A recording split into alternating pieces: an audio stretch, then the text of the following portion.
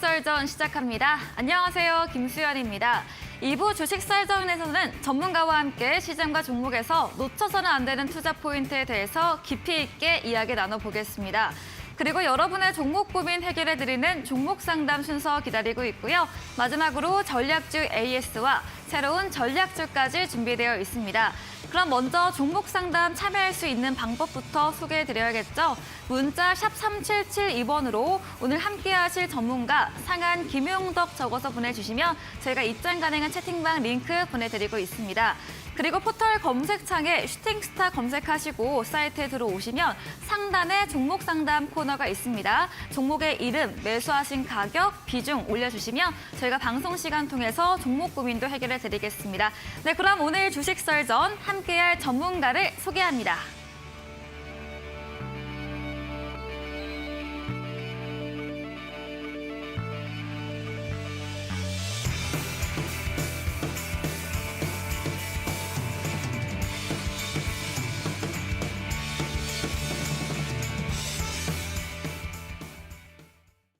네, 오늘 주식 썰전 상한 김용덕 전문가와 함께합니다. 전문가님 안녕하세요. 네, 반갑습니다. 네, 쇼미더스탁에서 좋은 네. 수익률과 함께 재미있게 항상 방송해 주셨는데 이번 네, 주부터는 주식 썰전에서 앞으로도 한번 잘 부탁드려 보도록 하겠습니다. 예, 감사합니다. 네, 그럼 오늘의 썰전 주제 화면 통해서 만나보시죠.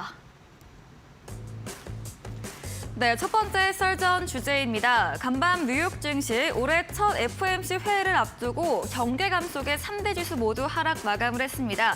특히 기술주 중심의 나스닥 지수가 2% 가까이 빠졌고요. 테슬라, 엔비디아 5% 넘게 하락을 했습니다. FOMC 회의 이후에 시장 방향성은 어떻게 될지 전문가님과 자세히 이야기 나눠보겠습니다. 두 번째 썰전 주제입니다. 네, 1월 시장을 뜨겁게 달군 테마 중 하나가 바로 로봇이죠. 이 삼성전자가 국내 로봇 기업 레인보우 로보틱스의 지분을 인수하고 또 마이크로소프트가 오픈 AI에 투자하기로 하면서 로봇 관련주가 주목받고 있는데요. 올해 가장 많이 상승한 종목 10개 가운데 5개도 로봇주라고 합니다. 로봇 대장주를 찾아라에 대한 주제에 대해서도 자세한 이야기 나눠보겠습니다. 네, 썰전 주제 확인해 봤습니다. 먼저 첫 번째 주제이죠. 이 FOMC 경계감 속에 좀 지수가 부진한 흐름을 이어가고 있습니다. 어떤 이야기일까요? 우선은 이제 올해 첫 FOMC 네. 회의가 되겠고, 네. 2023년에 이제 방향성을 결정하는 사실 그런 FOMC 회의라고 볼 수가 있겠습니다. 네. 왜 그러냐면은 이번 FOMC 회의의 결과에 따라서 올해 상반기에 연준이 어떤 전략을 가져가려고 하는지가 이제 다 드러나게 되는 부분들이 되겠고, 그런 흐름 부분에서 우리가 또 예측하는 부분 같은 경우 사실 1월에 나온 지표에 의한 부분에 따른 예측이 지금 진행되고 있단 말이죠. 우선 1월에 나온 그 미국의 지표들 같은 경우에는 나쁘지 않았던 걸로 여러분들이 아마 아실 겁니다. 기본적으로 월 초에 발표된 고용지표 같은 경우가 호전적으로 나왔지만 이건 이제 호전적으로 나오면 오히려 안 좋은 거거든요. 근데 다행히 임금 인상률 부분이 떨어졌다라는 소식에 호재로 인식이 되고 주가의 하락을 좀 막아준 그런 흐름이 나왔고요.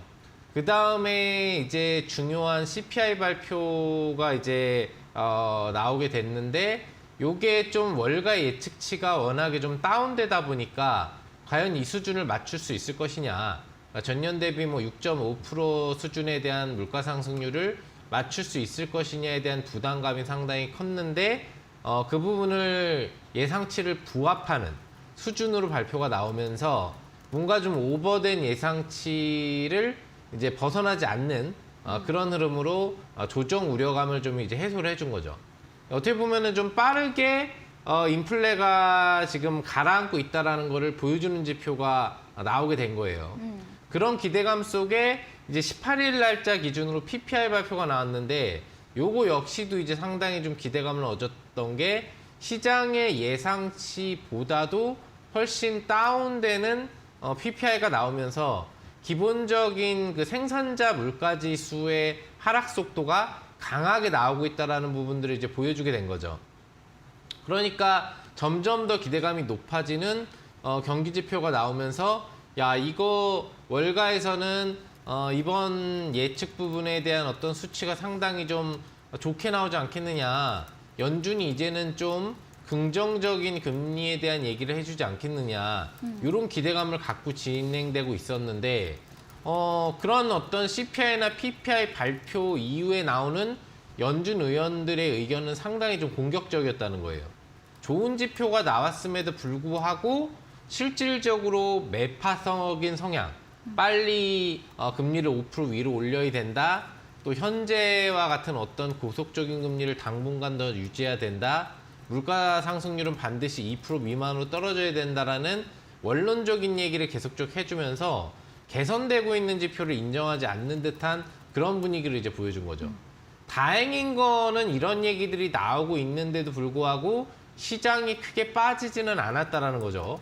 1월 장세 아시겠지만 뭐 12월 기준에 조정이 나온 이후 올해 1월 같은 경우에는 우리나라도 그렇고 뭐 전반적인 글로벌 증시, 미국을 포함한 증시들이 월 초보다는 월 말 기준으로는 상승을 좀 해주는 분위기로 나왔기 때문에 부정적이진 않았어요.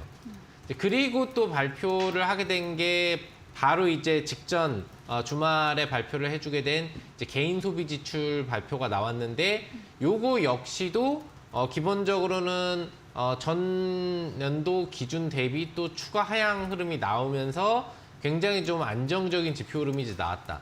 그러니까 연준이 바라볼 수 있는 중요 지표 CPI 그리고 고용 지표 그리고 개인 소비 지출 PC 지표가 모두 좋게 나왔는데 그렇다면 이제 연준이 과연 어떤 결정을 오늘 야간과 그리고 내일 야간 회의를 통해서 해주게 될 것이고 그리고 금리 결정을 뭐 우리나라 시간으로는 이제 뭐 2월 2일 날짜 기준이 되겠지만 새벽이니까 네. 결정해 줄 것이냐에 촉각을 곤두세우고 있는 거죠. 월가의 예측은 일단 그렇습니다. 주요 의견들이 베이비 스텝으로 전환을 할 것 같다. 즉 자이언트 스텝에서 이제 빅 스텝으로 막 전환을 해주고 있는 분위기잖아요. 네. 여기에서 빅 스텝이 연속적으로 나올 것이냐 아니면은 베이비 스텝으로 전환이 될 것이냐에 대한 부분이 굉장히 중요한 요소가 되는데 왜 베이비 스텝으로 전환이 되는 기본 스텝인 0.25가 나오면 더 이상 0.5로는 안 올라갈 거란 얘기예요. 그러니까 남은 상반기에 추가 금리 인상이 나오더라도 기본적인 일반 스텝을 밟다가 금리 인상이 멈추고 동결 모드로 갈 거란 말이죠. 근데 만약에 이번에 빅 스텝이 나오게 된다라고 할 경우에는 추가적인 빅 스텝 가능성이 있으면서 시장이 이제 바로 5% 금리대를 눈앞에 두고도 확정 직후도 추가적으로 이제 5.5%의 금리를 가져가는 부담감을 가져야 되기 때문에 그런 부분에서 본다면 사실상 빅 스텝보다는 호전적인 지표에 의해서 베이비 스텝이 나오지 않겠느냐는 예측이 강해요. 하지만 이건 사실 알 수가 없죠. 직접적으로 뚜껑을 까서 보기 전에 네. 연준 의원이 이제 회의를 거쳐서 파월이 직접적으로 금리 발표를 하고 그리고 연설을 할 때까지는 어떤 금리가 결정될지는 확실히 알 수는 없는 상황이 됩니다. 근데 우리가 예전에 공통적인 기본적인 나왔었던 금리 수준을 놓고 본다면 사실 금융위기가 나타났었던 2008년도의 금리 수준도 5.25였단 말이죠. 그러니까 기본적으로 5.25 이상을 미국이 올리려고 할 것이냐. 그때도 금리가 그래서 높으니까 부양책으로 금리를 낮춰와서 재료금리화를 시킨 거기 때문에 현재 시점에서 이제 빅 스텝을 올라가면 바로 5%대 금리거든요. 그러면 일반 스텝 0.25만 남아 있는데 과연 그렇게 무리하게 금리를 올리려고 할 것이냐 지표 개선에도 아니면은 베이비 스텝으로 2번, 3번 정도 올리면서 동결 분위기로 갈 것이냐에 대한 그런 부분을 생각해 볼 필요가 있겠어요. 왜 그러면 이번 회의 이후로 이제 3월의 회의 그리고 4월, 5월 회의 부분으로 상반기 회의가 이제 거의 마무리된다라는 부분을 본다면 네. 상반기 중에 금리를 다 올리고 동결하겠다. 다만 올해 안에는 금리 하락을 다시 시키진 않는다라고 아직까지는 얘기를 하고 있어요. 그러니까 동결 모드로 연말까지 가겠다라는 분위기를 잡아가고 있는 거니까 이 금리를 너무 높여놓으면은 실제 미국의 좀 부담으로 다가오는 경기 침체 가능성이 현실화될 가능성도 열리게 된다는 얘기죠. 그래서 전체적으로 만약에 베이비 스텝으로 전환이 되게 될 경우에는 현재 높아져 있는 금리 점도표 5.1% 평균 수준으로 올라가 있는 점도표도 4%대 중후반으로 내려올 수 있어서 부담력이 좀 낮아질 수 있고 시장이 화답을 하면서 좀 2월 달에도 초반부부터 반등 흐름으로 갈 수 있을 걸로 볼 수 있겠지만 만약에 빅스텝이 현실화되고 아직까지도 연준이 매파적 성향을 바꾸지 않았다는 게 확인이 될 경우에는 1월 달에 장이 올랐기 때문에 일정 수준의 시장 조정은 피할 수 없는 그런 흐름으로 갈 수밖에 없다는 이해가 되겠죠.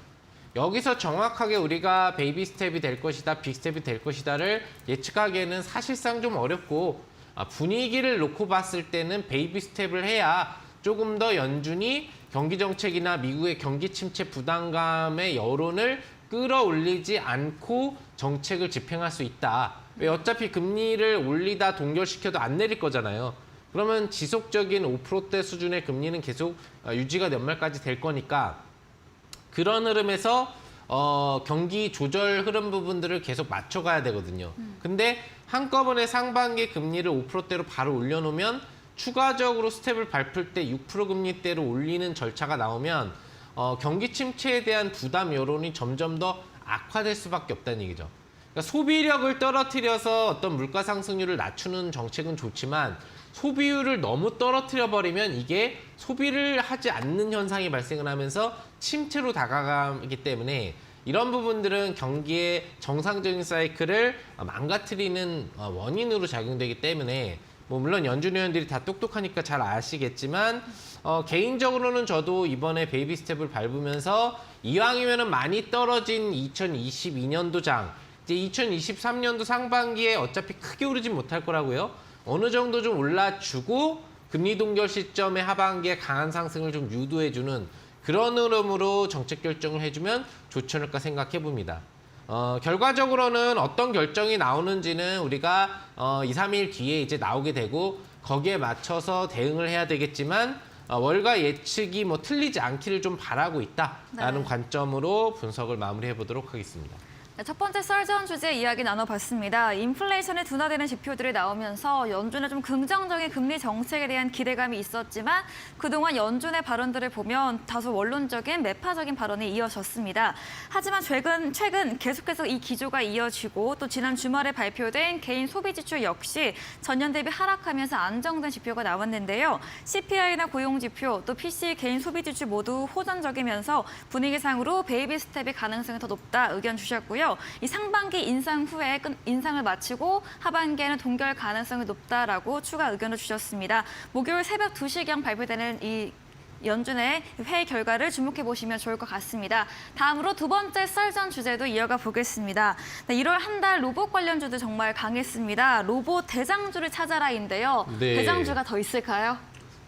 아무래도 지금 이제 올라가 있는 애들은 네. 좀 재료를 받고 뭐 대기업 수혜를 받는다고 하는 애들이 이제 상승률이 좀 강했던 것 같고 네. 그 외에 주요 이제 로봇 사업 영역만 진행하고 있는 이런 업체들 같은 경우에는 네. 직접적인 상승력이 뭐 굉장히 크게 진행되지 않은 애들이 많이 있단 말이죠. 네. 근데 중요한 거는 이제 로봇주 같은 경우에는 로봇 관련된 기술력이 있느냐 여부가 사실 중요하거든요. 어떤 전체 분야를 다 장악하고 있는 로봇 기업은 없어요. 보통 뭐 서비스 로봇이냐 아니면 산업 로봇이냐 또는 그런 산업이나 서비스 로봇을 제조하는 기업이냐 관련된 시스템 영역을 담당하는 기업이냐 또는 이런 부분들에 대한 응용을 해주는 움직이는 부분들을 관리해주는 영역이냐 아니면 단순 부품주냐 뭐 이런 부분들 또는 안에 있는 소프트웨어 영역이냐 하고 있는 이제 업체들에 따라서 사실상 다양한 방식으로 로봇주들은 다 나뉘어져 있다고 볼 수 있겠어요. 물론 우리가 일단 이번 달에 로봇 관련주가 강세를 보인 결정적인 이유 아까 전에도 우리 앵커님이 얘기를 해주셨지만 전 세계적인 대기업들의 관심이 로봇 사업으로 커지고 있다는 거죠. 기본적으로 작년 말 기준으로 테슬라라는 기업이 자동차 업체임에도 로봇 사업 영역에도 관심을 가지면서 큰 투자를 시작한 부분부터 시작을 해서 이번 연도 또 1월 들어오면서 삼성전자가 우리나라 그 레인보우 로보틱스에 추가 투자를 해주면서 2대 주주로 올라오는 이런 재료들, 결과적으로는 그 삼성전자 지금 이제 회장이 이재용 씨가 얘기를 했던 앞으로의 먹거리라는 부분에서 로봇 부분을 강조했던 것을 우리가 좀 기억을 해본다라고 한다면 삼성전자가 본격적으로 직접적인 미래 사회의 투자 부분들을 좀 더 진행하기 시작하고 있다. 즉 그냥 IT, 단순 IT 반도체 사업 영역으로서 끌고 가기에는 더 이상의 이제 삼성전자의 미래 비전이 보이지 않는다는 걸 판단하고 신사업 영역을 좀 강하게 밀어붙이기 시작하고 있다라는 부분으로 볼 수가 있겠고요. 마이크로소프트 같은 경우에도 이제 원래는 기본적인 컴퓨터 영역의 소프트웨어 기반 사업 영역만을 가지고도 계속 버전업을 시키면서 사실 돈벌이를 할 수 있는 기업인데 이런 부분들을 이제 단순 컴퓨터 영역이 아니라 컴퓨터를 AI 영역, 즉 로봇 영역, 인공지능 영역으로 진화시키려는 부분들이 보이고 있는 거죠. 그래서 직접적인 AI와의 뭐 대화 부분들을 좀 유도하고 활성화할 수 있는 이제 약간 챗봇 네. 관련된 기업에 투자를 해주면서 이제 오픈 AI 기업이죠. 네. 그러면서 단순히 소프트웨어 기업을 넘어서서 이제 로봇 영역이라든지 첨단 미래 영역에 연결되는 그런 끈을 만들어가고 있는 그런 부분이라고 또 보실 수가 있을 것 같습니다. 네.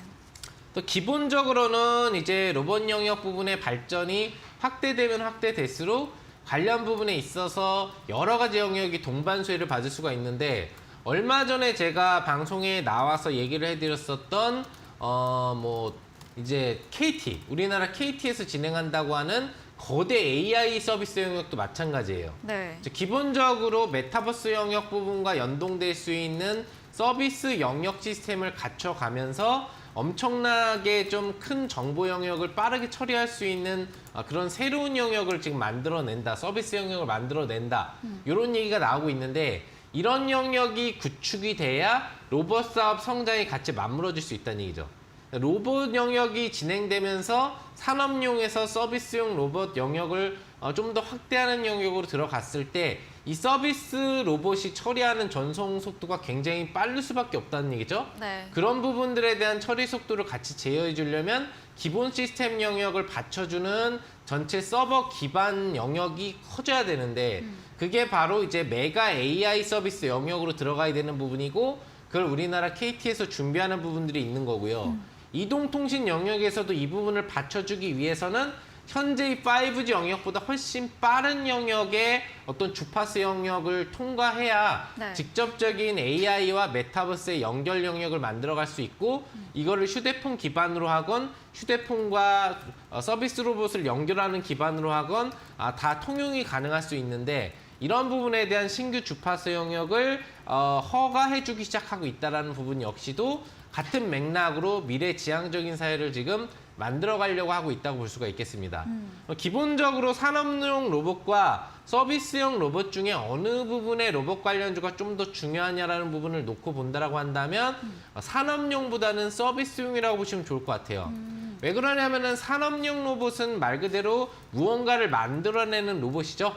즉 자동차를 직접적으로 뭐 조립을 한다거나 아니면은 땜질 같은 거 이런 부분들을 하는 영역의 단순 자동 영역의 어떤 로봇을 산업용 로봇이라고 하는 부분이고 또는 정밀 영역이라고 하더라도 반도체의 일정 부분의 라인을 접합시키는 영역이죠. 네. 그러니까 그런 게 단순 노동, 그러니까 인간이 하는 단순 노동인데 인간은 실수율이 좀 높다 보니까 손으로 하는 거다 보니까 이런 어떤 불량률 부분들을 낮추기 위해서 그런 산업용 로봇을 써서 제품을 만드는 거란 말이죠.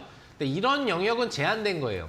산업용 로봇이 일정 패턴으로 지시하는 영역 외에 지능을 갖게 되면 오히려 문제가 돼서 난 반도체 이렇게 만들어 보고 싶어 하면서 이상한 데다 네. 땜빵질을 할 수 있다는 얘기죠. 네. 그럼 불량률이 높아질 수가 있는 거예요. 그래서는 안 되겠죠. 네. 그래서 앞으로 지금 뭐 삼성이 투자를 하고 또 마이크로소프트가 투자를 하고 투자를 하는 어떤 서비스 이런 로봇 영역이라는 것은 일반적인 산업용이 아닌 앞으로 더 많이 활용도가 높아질 서비스 로봇 영역으로 들어가게 된다는 얘기죠.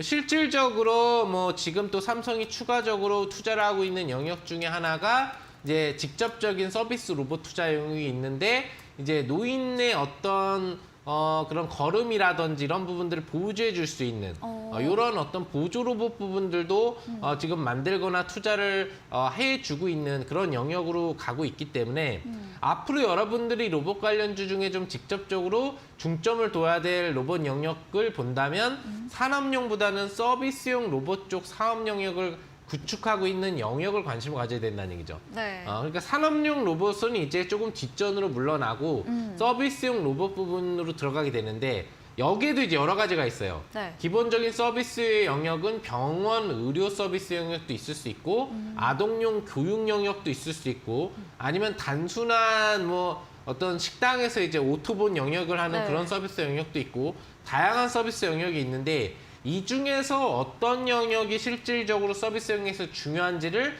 우리가 찾아내야 되는 부분들이 되겠죠. 네. 물론 다 중요합니다. 의료 쪽으로 서비스 영역이 들어가면은 조금 더 어떤 의사들의 바쁜 부분들을 의료 부분에서 좀 도와줄 수 있는 영역이 될 수 있기 때문에 문제가 좀 많이 의료 영역에서 해소가 될 수 있고 또 아동 영역은 뭐 교육 서비스 영역이다 보니까 아이들이 교육을 하는 부분에 있어서 좀 더 체계적으로 학습을 할 수 있는 부분을 서비스 로봇이 만들어줄 수 있다는 장점이 있죠. 네. 그리고 그 외에 중간 영역에 해당하는 기타 서비스 영역, 뭐 가장 대중화될 것으로 보이지만 식당에 있는 오토봇뿐만 아니라 다양한 영역에 있어서 사람들을 보조적으로 도와줄 수 있는 일반적인 어떤 산업 영역에 있어서의 보조 로봇들이 되게 되겠는데 이 부분들에 대해서는 앞으로도 발전적인 요소들이 굉장히 더 많이 나올 수가 있다는 얘기죠. 그렇다면 세 가지 영역 중에 가장 중요한 영역이 어디에 해당되는지는 대강 예측이 여러분들이 되실 수 있겠죠. 의료 영역이나 네. 아니면 아동 영역 부분에 제한된 서비스 영역보다는 네. 일반적인 실생활 영역에 필요한 서비스용 로봇 부분들을 하는 업체들, 또 그런 기술력을 갖고 있는 업체들, 또 그런 시스템 부분, 즉 결과적인 그런 어떤 소프트웨어 시스템 영역을 개발하거나 원천 기술을 보유한 업체들이 앞으로 실질적인 로봇 영역에 있어서 직접적인 수혜주로 부각이 될 수 있다는 걸 기억해 주시면 좋을 것 같고요. 네. 그런 관련주가 여러 종목이 있겠는데 여러분들 뭐 오늘 제가 이 방송 끝나면 또 무료 방송 진행하는데요. 거기에서 여러분들한테 또 특별한 종목 하나를 드리기로 저번 무료 방송에서 약속을 드렸거든요. 네. 이 관련주가 이 서비스 로봇 영역 중에 한 종목에 속하는 종목이 될 것이라는 점도 미리 알려드리도록 하겠습니다. 네, 로봇에 관해서 정말 전반을 짚어주셨습니다. 이 로봇 영역의 발전 확대될수록 관련 업종도 수혜가 예상이 된다 이야기해 주시면서 그 예로 이 KT 거대 AI 시스템부터 뭐 통신 쪽 인프라나 메타버스까지 짚어주셨고요. 또 산업용 로봇과 서비스용 로봇 중에서 미래 활용도가 더 높아질 이 서비스용 로봇에 더 중점적으로 집중해 보자 의견 주시면서 의료, 유아, 또 식당 서비스 보조 등 이런 분야 중에서 일반적으로 실생활에 더 많이 쓰일 수 있는 서비스 업종을 꼽아 주셨습니다. 네, 이야기해주신 상한 김용덕 전문가님과 방송 이후에도 더 많은 이야기를 나누시고 싶으시다면 문자 샵 3772번으로 상한 김용덕 적어서 보내주시면 저희가 입장 가능한 채팅방 링크 보내드립니다. 그리고 화면 하단에 QR코드도 보이시죠? 휴대폰 카메라로 찍으시면 입장 가능하니까요. 들어오셔서 전문가님의 이런 전략 추천 종목 그리고 시장 대응도 얻어가 보시면 좋겠습니다. 저희 방송 직후입니다. 9시부터 상한 김용덕 전문가님께서 무료 온라인 공개 방송도 준비하고 계시는데요. 오늘 어떤 주제인지 이야기 들어보겠습니다. 아무래도 이제 썰전 주제로 우리가 네. FOMC 회의와 관련된 그런 부분에 대해서 좀 많이 다뤄보기는 했습니다만 여전히 매파적인 의견이 강한 게 우리 FOMC예요. 네. 그렇다 보니까 실질적으로 베이비 스텝이 아닌 빅 스텝이 나왔을 때 시장 조정 강도가 어떻게 나올지에 대해서 우리가 좀 예측을 해보지 않을 수 없겠고요. 좋은 방향보다는 나쁜 방향이 나왔을 때 시장이 어느 정도 조정을 보이고 다시 회복력을 보일 수 있을지 또 기본적으로 이번 달 말고도 다음 달로 넘어가면 또 초반 2월 지표들이 나오기 시작하거든요. 그 지표에서 초반 지표, 고용 지표는 항상 좀 안 좋은 흐름으로 보통 나오는 부분들이 있기 때문에 이런 부분과 접목되는 조정이 나온다면 어느 정도 조정 수위가 될 수 있을 것인지에 대한 부분과 함께 아까 이야기해드렸던 시장이 어떻게 되건 간에 반등이 나올 수 있는 요즘에 가장 핫한 로봇 관련주 중에 아직 덜 오르고 앞으로 기대감이 높은 그런 뚝심 있게 올라갈 수 있는 종목이 어떤 종목인지에 대해서 오늘 또 이 방송에서 제시할 추천주와 함께 동반적인 추천주로 제시를 해드려 보도록 하겠습니다. 네, 혹시나 빅스텝이나 매파적 기조가 나올 경우에 시장에서 흔들리지 않을 방법, 조금 더 부정적인 경우를 미리미리 대비해보는 시간을 이야기해 주신다고 합니다. 또 로봇 관련주 중에서 더 올라갈 수 있는 종목도 이야기해 주신다고 하니까요. 참여해 보시면 좋겠습니다. 포털 검색창에 슈팅스타 검색하시고 사이트에 들어오시면 첫 화면에 상한 김용도 전문가님 사진 바로 아래 방송 입장 가능한 버튼이 있습니다. 클릭하시고 들어와 보시고요. 저희 방송 후반부 마지막 코너에 전략주 힌트를 제공해 드립니다. 힌트를 들어보시고 정답을 아시는 분들도 9시 무료 온라인 공개 방송에 들어오셔서 채팅창에 정답 올려주시면 추첨 통해서 커피 쿠폰 보내드리도록 하겠습니다. 네, 그럼 오늘 썰전 주제 화면 통해서 정리해 보겠습니다.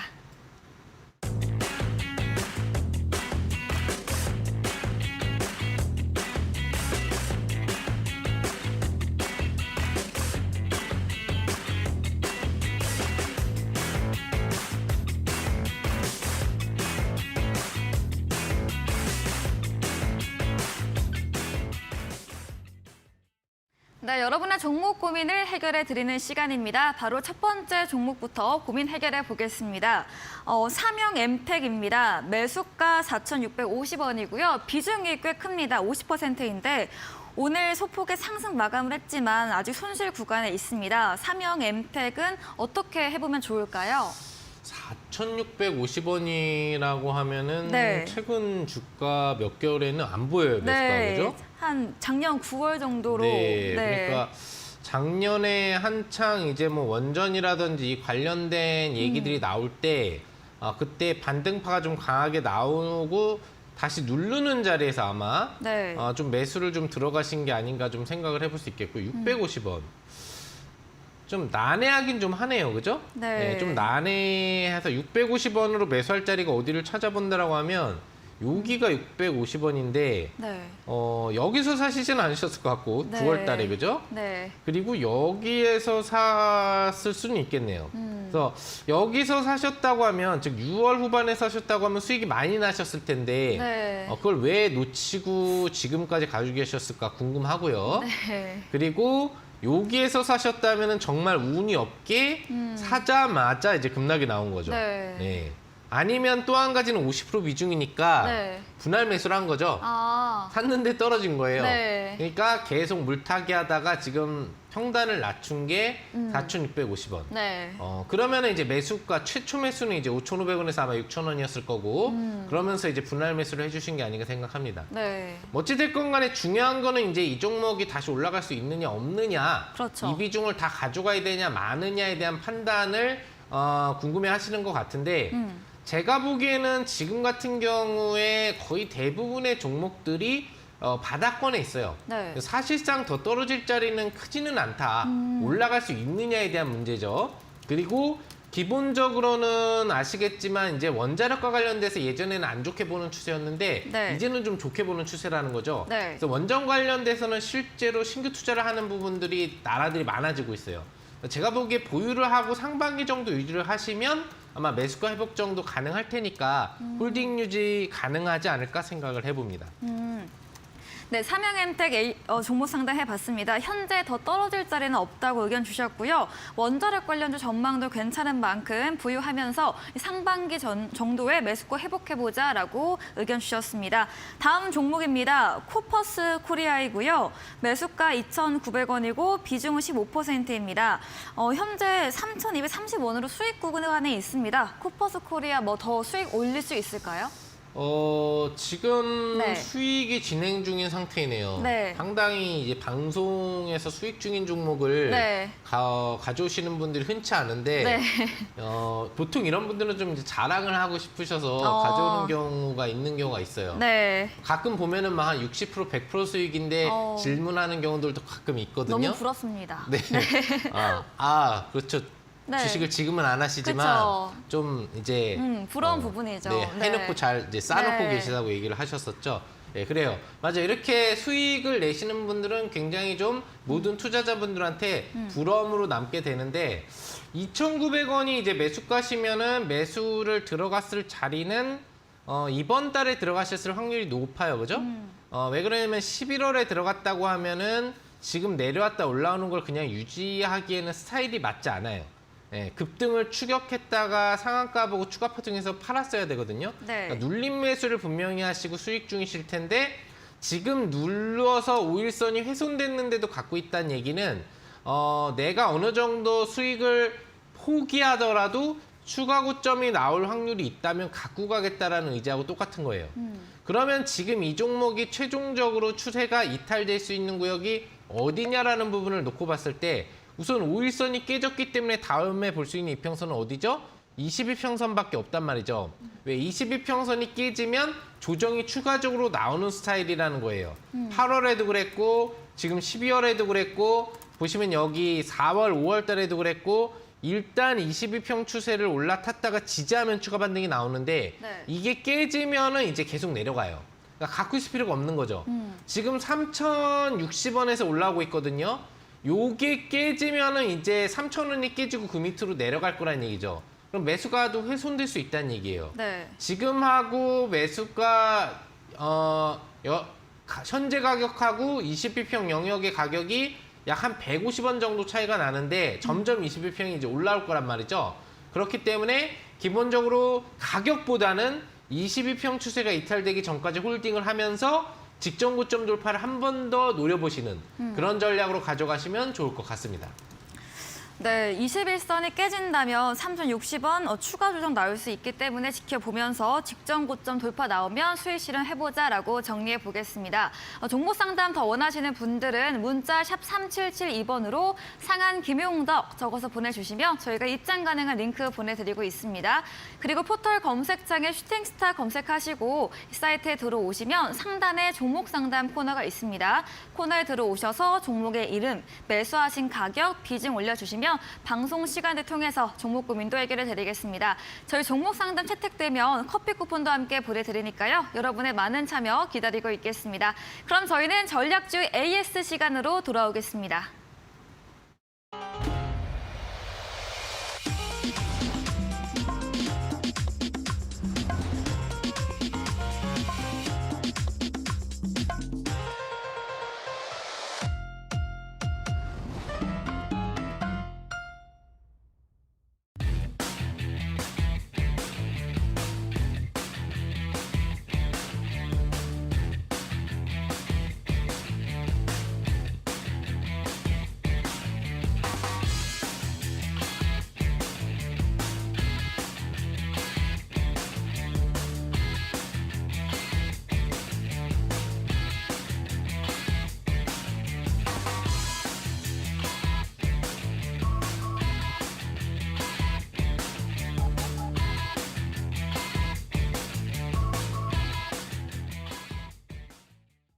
네, 전략주 AS 시간입니다. 전문가님께서 방송 중에 실제로 제시해드렸던 전략주에 대해서 또 오늘 기준으로 어떤 전략을 세워볼 수 있을지 새롭게 이야기 나눠보겠습니다.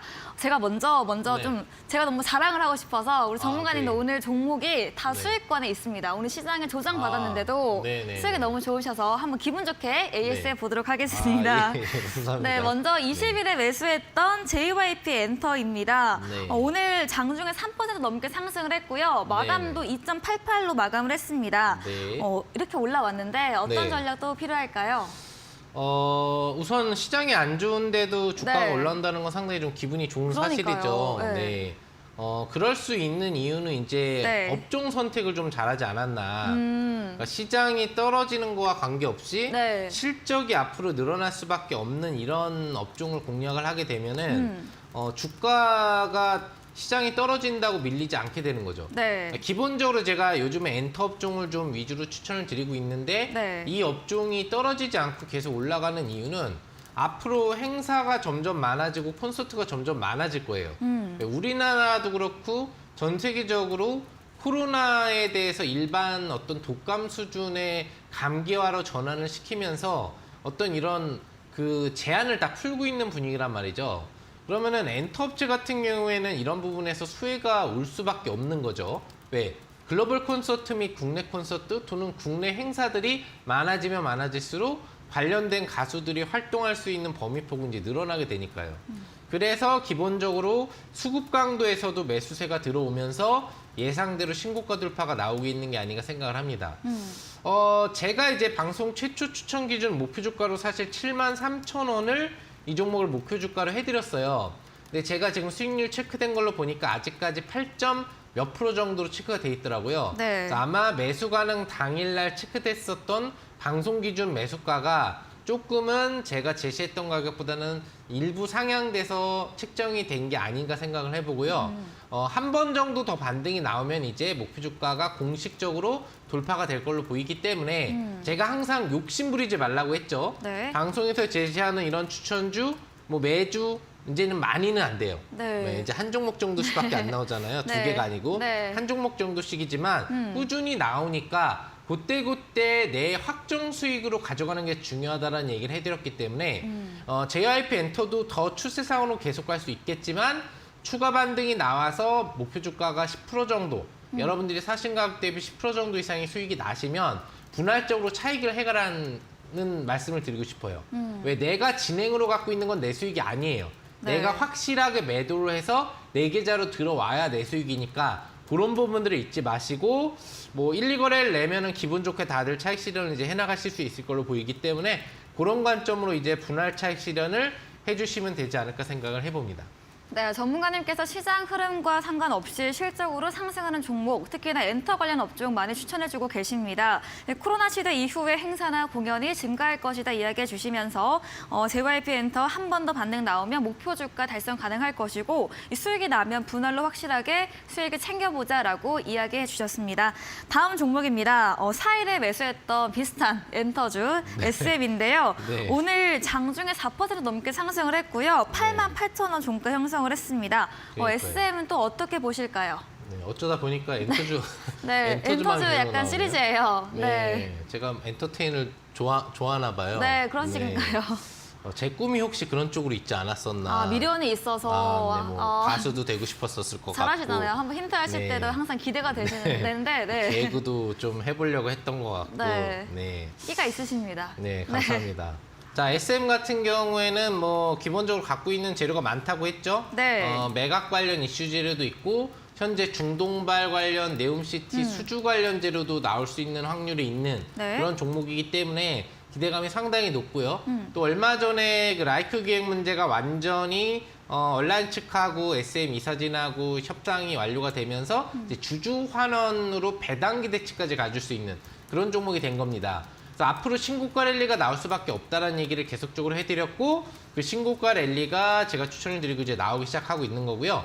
9만 원이라는 가격, 작년 4월 가격이 돌파가 나오기 시작하면 이제 역대 최고 신고가 돌파가 나오기 시작합니다. 말 그대로 역대 신고가. 네. 이제 더 이상 매물이 없는 영역으로 올라가거든요.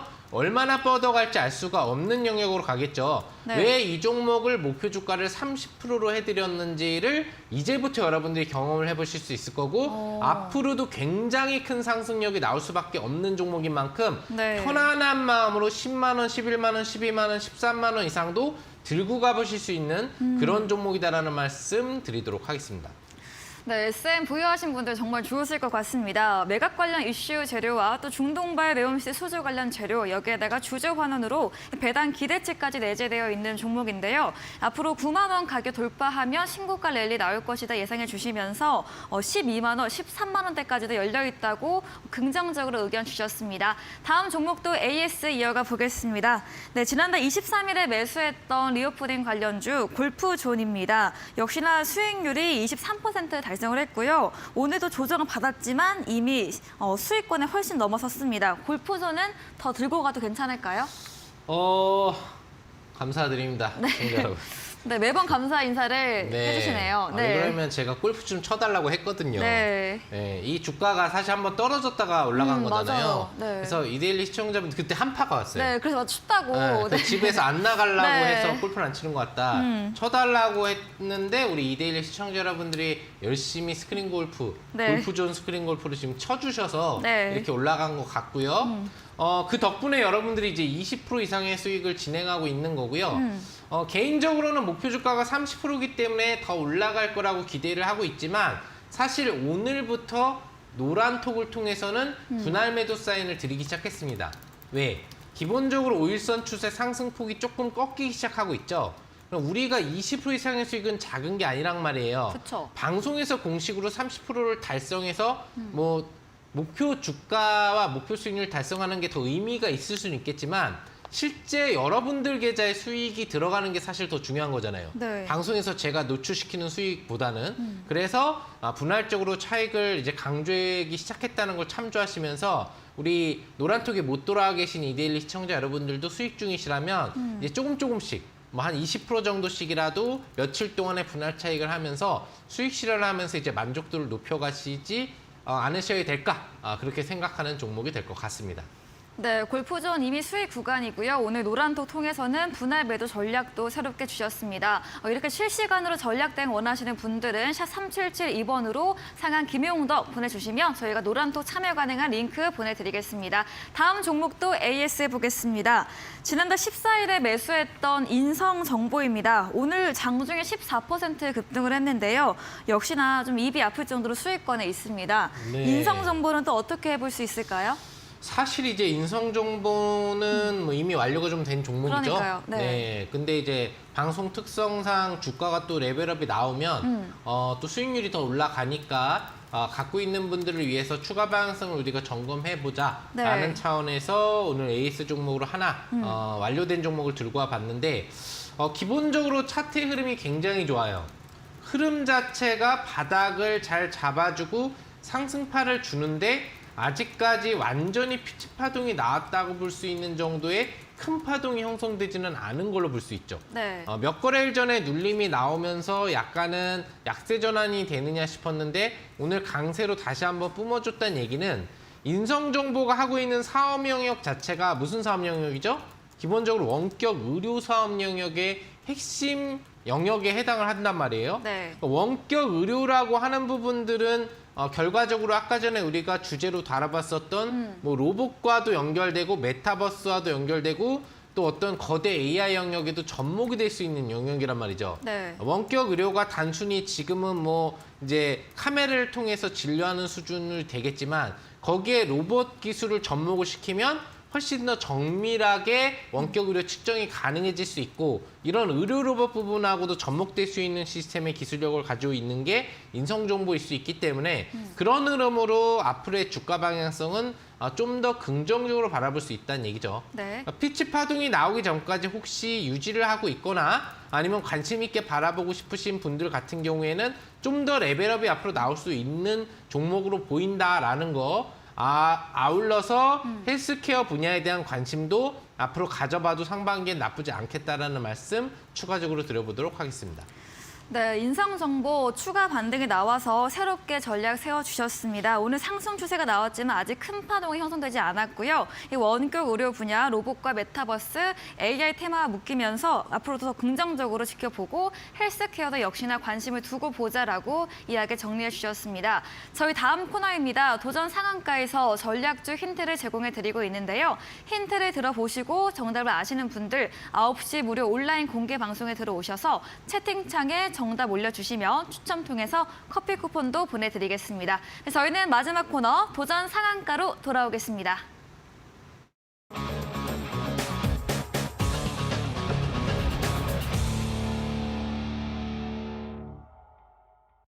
네, 도전 상한가 새로운 전략주에 대한 힌트를 들어보는 시간입니다. 이제 썰전이어서 네. 한 주에 하나의 전략주만 듣게 돼서 좀 아쉬운데요. 네. 힌트 한번 들어보겠습니다. 뭐 굉장히 지금 굉장히 네. 기대를 많이 하고 네, 약간 계신 좀 것 떨고 같아요. 있어요. 네. 네.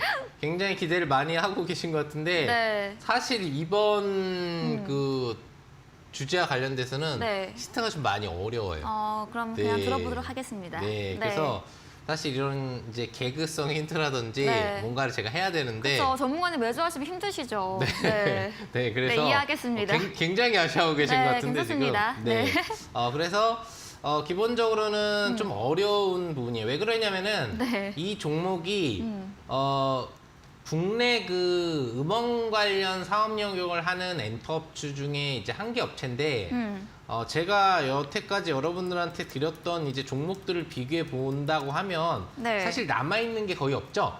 네, 그렇죠. 남아 있는 게 거의 없기 때문에 그 마지막 종목이다라고 봐도 될 것 같아요. 네, 제가 SM 그다음에 뭐 하이브 그리고 JYP 네. 엔터를 네. 추천을 드렸기 때문에 남아있는 거대 엔터주가 뭐냐를 생각해 본다면 답이 좀 쉽게 나오시지 않을까. 네. 개인적으로 이제 제가 그래가지고 뭐 노래도 불러볼까 네. 아니면 뭔가 또 연관된 개그를 쳐볼까 했는데 좀 어렵죠. 네. 네. YG엔터 소속으로 있는 가수들은 네. 네. 자, 아이고, 네. 자, 네. 그렇죠. 뭐 SM도 그렇고 네. 그 JYP 도 많은 그렇고. JYP도 그렇고 국내에 있는 모든 엔터에 있는 소속 가수들이 네. 개성들이 있지만 네, 특히나 강하죠. 특히나 하이브도 그렇고 네. 그죠? 헷갈리실 거예요, 그죠? 네. 자, 근데 지금 이 기업에 속해 있는 가수들은 특히나 개성이 좀 강해요. 그러다 보니까 뭐 어떤 가수의 음원을 따라하기가 조금 부담스럽죠. 네. 정말 제가 못할 수가 있기 때문에. 네. 그리고 이제 인기 그룹이라고 한다면은 여러분들이 좀 잘 알고 있는 이제 블랙핑크가 소속되어 있는 부분이고 네. 이번에 뭐 기네스북 6관왕인가에 뭐 블랙핑크가 또 올랐다는 그런 얘기가 있더라고요. 그래서 관련돼서 뭐 음원 차트 1위 부분, 뭐 미국, 영국을 포함한 차트 1위 부분뿐만 아니라 뭐 다양한 부분으로 지금 이제 굉장히 선전하면서 앨범 활동을 뭐 시작했다라는 소식 부분들을 이제 들리는 부분을 놓고 본다라고 한다면 문제도 많았지만 네. 뭐 누구씨라고 얘기는 드리지 않겠지만 소속 가수에서 이런저런 문제를 발생시킨 그런 리스크들도 많지만 워낙에 개성적으로 특출한 가수들을 또 독보적으로 보유하고 있는 엔터 업체이기 때문에 네. 해당 업체 같은 경우에 앞으로의 성장성이 다른 엔터 업체와 연관돼서 같이 충분히 나올 수 있다라고 좀 보실 수 있을 것 같습니다. 기술적인 흐름을 우리가 추가적으로 좀 살펴본다라고 한다면은 보시는 것처럼 우상향이에요. 기본적으로 제가 중요하게 생각하는 포인트 중에 하나 네. 또 추세형으로 좀 종목을 바라볼 수 있다라고 하는 부분에서 중요 포인트를 여러분들한테 이야기를 해드리는 것 중에 하나가 연말 기준의 흐름이 나왔을 때 주가가 보통 보면은 11월, 12월에 조정을 보였단 말이죠. 11월에 좀 올라가려고 하다가 12월에 폭삭 망가졌다가 1월 달에 지금 주가가 사실 올라온 거잖아요. 근데 그 12월이라는 시기에 조정이 크게 있었느냐 없었느냐가 중요하다라는 부분을 얘기를 해드렸죠. 그래서 지금 11월부터의 주가를 놓고 본다면 꾸준히 우상향이다. 그 얘기는 이 종목은 웬만한 흔들림에는 더 이상 흔들리지 않고 올라간 준비를 이미 하고 있다라는 부분으로 해석을 할 수 있겠다는 얘기죠. 네. 그럼 얼마만치 올라갈 것 같으냐, 리스크율은 어디로 잡아야 되느냐, 이걸 우리가 또 생각을 해봐야 되는데 이 부분에 대해서는 제가 좀 이따 진행할 무료 방송에서 종목명과 함께 네. 같이 이제 매매법 알려드릴 테니까요. 꼭 참석하셔서 들어주시면 좋을 것 같습니다. 네, 추천해주신 엔터 업종 중 마지막 거대 엔터주입니다. 기술적으로도 우상향 추세 흔들림 없이 이어지고 있고요. 상방이 열려있다라고 이야기해 주셨습니다. 저희 방송 직후 9시부터 상한 김용도 전문가님께서 무료 온라인 공개 방송 준비하고 계시는데요. 다시 한번 주제 들어보도록 하겠습니다. 예, 기본적인 이제 FOMC가 안 좋은 의견을 냈을 네. 경우에 어떤 시장이 펼쳐질 것인가에 대한 예측과 함께 오늘은 좀 여러분들 힌트가 어려우셨을 텐데 이 종목에 대한 종목명과 함께 뚝심주, 새로운 추가적인 신규 추천주를 제공해드리겠다는 말씀 드려보도록 하겠습니다. 네, 다가오는 FOMC 맞이해서 흔들리지 않은 뚝심주에 대한 주제로 이야기해 주신다고 합니다. 참여해 보시면 좋을 것 같고요. 저희가 새해를 맞아서 2023년 핵심 유망주 대공개 강연회를 준비를 했습니다.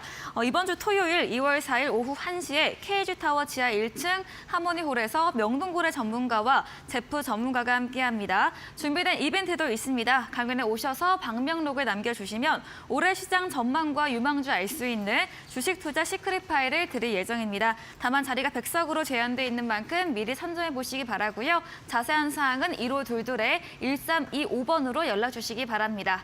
네, 오늘 저희가 준비한 내용은 여기까지입니다. 본 방송에서 제공해드린 정보는 투자 판단에 대한 조언일 뿐이라는 점 유의해 두시기 바랍니다. 오늘도 끝까지 함께해 주신 여러분 진심으로 고맙습니다.